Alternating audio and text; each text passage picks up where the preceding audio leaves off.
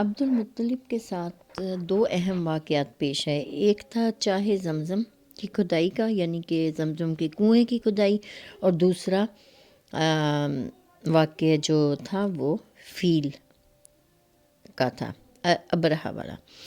چاہے زمزم کی کھدائی، اچھا، پہلا واقعہ یہ ہے کہ عبد المطلب نے خواب دیکھا کہ انہیں زمزم کا کنواں کھودنے کا حکم دیا جا رہا ہے، اور خواب میں ہی انہیں اس کی جگہ بتائی گئی۔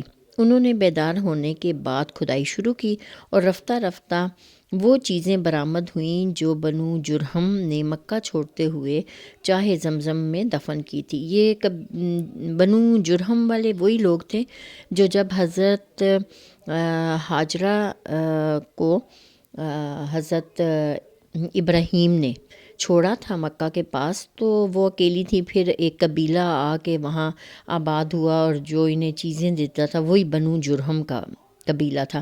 پھر آہستہ آہستہ انہوں نے اس جگہ پہ یعنی قبضے کا، اور حالات خراب ہو گئے، اور پھر انہیں جو ہے وہ یہ علاقہ جو ہے وہ چھوڑنا پڑا تھا۔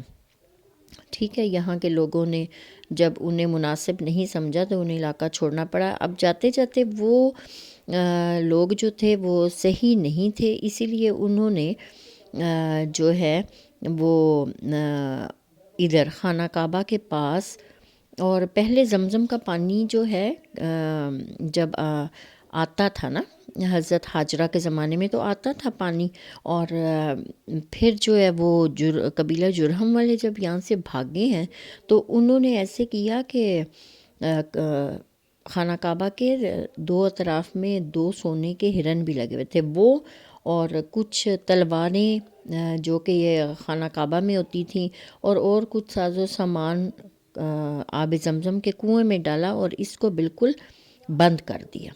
ٹھیک ہے، اب ایسا اس کو چٹیل میدان کر دیا کہ کسی کو پتہ ہی نہیں چلا۔ پھر اتنے 25 پشتوں کے بعد جو ہے حضرت عبد المطلب جو ہے وہاں پہ وہ جب آئے ہیں، اور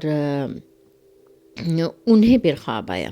ٹھیک ہے، یہ جو رسول پاک صلی اللہ علیہ وسلم کے دادا تھے، جو کہ دوسرے علاقے سے اب مطلب جو انہیں لے کے آئے تھے یہ وہ والے ہیں۔ عبد المطلب کو خواب آیا کہ یہ جو ہے کنواں کہاں پہ ہے، تو تم کنویں کو کھودو۔ انہوں نے پھر کنویں کو کھودنا شروع کیا، اور جو بنو جرہم نے مکہ چھوڑتے ہوئے چیزیں دفن کی تھیں، یعنی تلواریں، زرہیں، سونے کے دونوں ہرن جو ہیں وہ بھی یہ نکال لائے، اور پھر انہوں نے عبد المطلب نے تلواروں سے کعبے کا دروازہ ڈھالا، اور سونے کے دونوں ہرن بھی دروازے ہی میں فٹ کیے، اور حاجیوں کو زمزم پلانے کا بندوبست کیا۔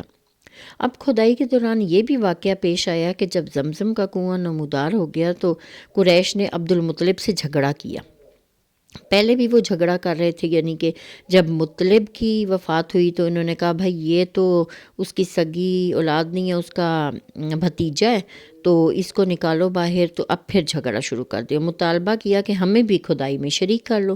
عبد المطلب نے کہا کہ میں ایسا نہیں کر سکتا، میں اس کام کے لیے مخصوص کیا گیا ہوں، لیکن قریش کے لوگ باز نہ آئے، یہاں تک کہ فیصلے کے لیے بنو سعد کی ایک کاہنہ عورت کے پاس جانا پڑا۔ اب کاہن لوگ جو ہوتے تھے وہ بعض لوگ کہتے تھے ہمارے قبضے میں جن ہے، ہم جو ہیں اس طرح سے ان سے معلوم کر سکتے ہیں، اور کچھ دیکھ کے حالانکہ وہ صحیح فیصلہ بتا دیتے تھے۔ کاہنہ عورت کے پاس جانے کا انہوں نے فیصلہ کر لیا۔ لوگ مکہ سے روانہ بھی ہو گئے، لیکن راستے میں اللہ تعالیٰ نے انہیں ایسی علامات دکھائیں کہ وہ سمجھ گئے کہ زمزم کا کام جو ہے وہ قدرت کی طرف سے عبد المطلب کے لیے مخصوص ہے، اس لیے راستے ہی سے پلٹ آئے۔ یہی موقع تھا جب عبد المطلب نے نظر مانی کہ اگر اللہ نے انہیں 10 لڑکے عطا کیے اور وہ سب کے سب اس عمر کو پہنچے کہ ان کا بچاؤ کر سکیں، تو وہ ان میں سے ایک لڑکے کو کعبے کے سامنے قربان کر دیں گے۔